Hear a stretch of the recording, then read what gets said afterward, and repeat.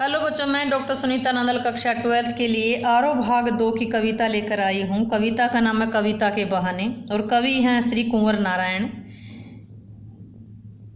पद्यांश देखिए। कविता एक खिलना है फूलों के बहाने, कविता का खिलना भला फूल क्या जाने। बाहर भीतर इस घर उस घर बिना मुरझाए महकने के माने फूल क्या जाने। फिर पढ़िएगा। कविता एक खिलना है फूलों के बहाने, कविता का खिलना भला फूल क्या जाने। बाहर भीतर इस घर उस घर बिना मुरझाए महकने के माने फूल क्या जाने। इसमें श्री कुंवर नारायण जी ने बताया है कि कवि का कहते हैं कवि कि कविता का विषय चाहे कोई भी हो, पर कविता हर विषय से बढ़कर महत्वपूर्ण होती है। कविता में चाहे फूलों के खिलने का वर्णन हो, पर कविता तो उससे भी बढ़कर होती है। कविता एक खिलना है। कवि कहते कविता का बनना, कविता का एक खिलना फूलों के बहाने से हो सकता है। कविता का खिलना एक फूलों के बहाने से हो सकता है। कविता का बनना फूलों के बहाने से हो सकता है, पर वास्तव में कविता की सुंदरता को भला फूलों का खिलना क्या समझेगा। पर वास्तव में कविता की सुंदरता को भला फूलों का खिलना क्या समझेगा। फूल खिलते हैं बाहर भीतर इस घर उस घर, फूल बाहर भीतर इस घर में उस घर में फूल खिलते हैं, कुछ देर महकते हैं, फिर मुरझा जाते हैं, सूखकर मिट्टी में मिल जाते हैं। पर कविता के जो मधुर भाव तो कभी भी नहीं मुरझाते। फूलों की जिंदगी क्या बताई है। फूल खिलते हैं, महकते हैं, फिर मुरझाते हैं और सूख कर मिट्टी में मिल जाते हैं, लेकिन कविता के जो मधुर भाव हैं कभी भी नहीं मुरझाते।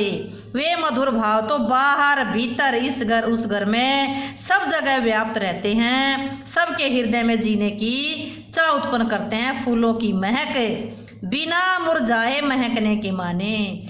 फूलों की महक और सुंदरता की तुलना किसी भी प्रकार से कविता के साथ नहीं की जा सकती। बिना मुरझाए महकने के माने फूल क्या जाने कि ऐसी खुशबू जो बिना मुरझाए खुशबू देते रहें, वो फूल कविता की स्थिति को कैसे जान सकता है। अर्थात फूल तो मुरझा जाएंगे, महकेंगे, मुरझा जाएंगे और बिखर जाएंगे, लेकिन कविता के भाव तो सदा सदा के लिए महकते रहेंगे। उस स्थिति को भला फूल कैसे जान सकता है। इसमें कविता की और फूल की तुलना की गई है। कविता की तुलना, कविता की जो खुशबू अनंत है, असीम है।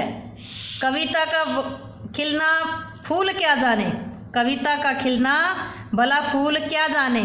इसमें वक्रोक्ति अलंकार आया है। वक्रोक्ति होता है उल्टी बात टेढ़ी बात। फूल क्या जाने, इसमें प्रश्नवाचक चिन्ह आया है तो प्रश्न अलंकार आया है और मानवीकरण अलंकार भी है। काव्य सौंदर्य में देखेंगे भाषा सरल सरस खड़ी बोली है, तत्सम शब्दों से युक्त है, शांत रस है, प्रसाद गुण है, प्रश्न शैली आई है और इसमें वक्रोक्ति, अनुप्रास और प्रश्न अलंकार आया है। दृश्य बिंब है और लक्षणा शब्द शक्ति है। उम्मीद है कि वीडियो समझ आई होगी। व्याख्या समझ आई हो तो वीडियो को लाइक करें, शेयर करें, चैनल को सब्सक्राइब करना ना भूलें।